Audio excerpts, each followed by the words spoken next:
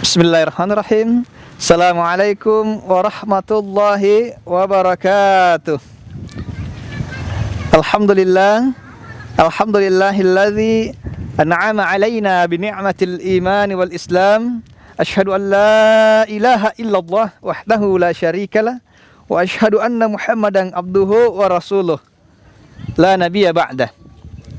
Wa qala Allah Ta'ala wa min ayatihi an khalaqalakum min anfusikum azwaja litaskunu ilaiha wa ja'ala bainakum mawaddatan wa rahmah.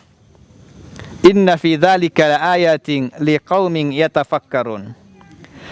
Saudaraku seiman dan seakidah yang insyaallah dirahmati dan dimuliakan oleh Allah Subhanahu wa taala.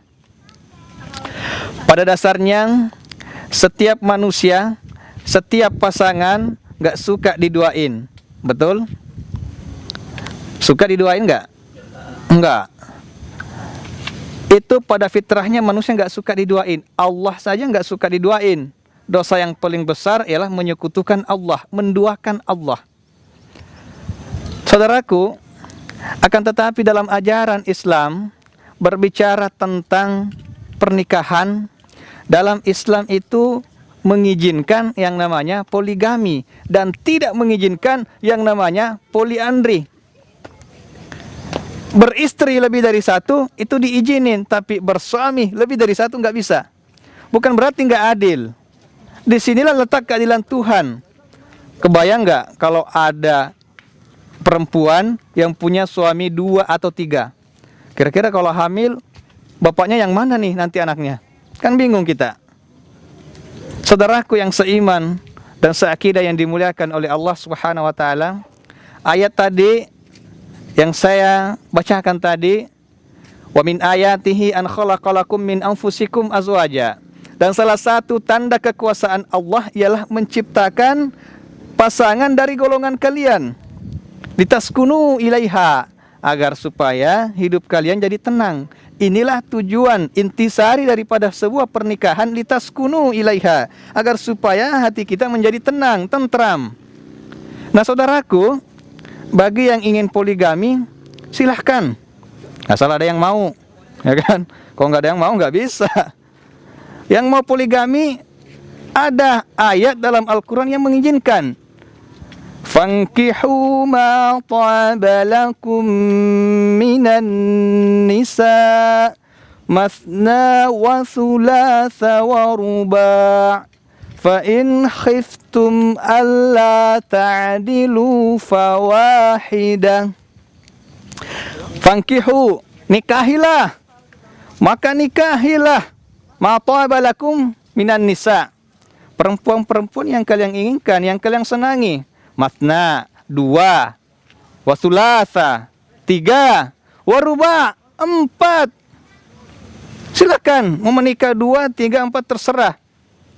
Akan tetapi ingat, ayatnya enggak sampai di situ aja. Fa in khiftum alla ta'dilu fawahidah. Tapi jika engkau takut tidak mampu berlaku adil, maka cukup fawahidah.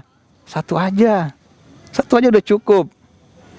Saudaraku yang seiman dan seakidah, kalau misalkan tujuan daripada poligami untuk mencari ridha Allah, sebagaimana Rasulullah SAW, ya maka poligami itu bisa menjadi solusi.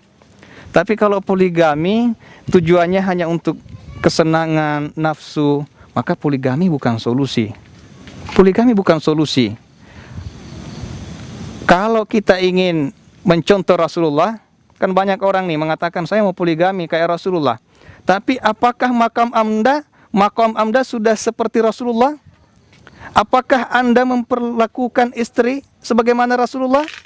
Ataukah hanya pengen nikmatnya aja? Ingat, Rasulullah memperlakukan istrinya itu adil lahir dan batin. Mungkin kita bisa adil secara lahir, ngasih nafkah istri nih, sekian gaji dibelah 2, dipotong. Tapi nafkah batin, rasa cinta, bisa nggak kita berlaku adil?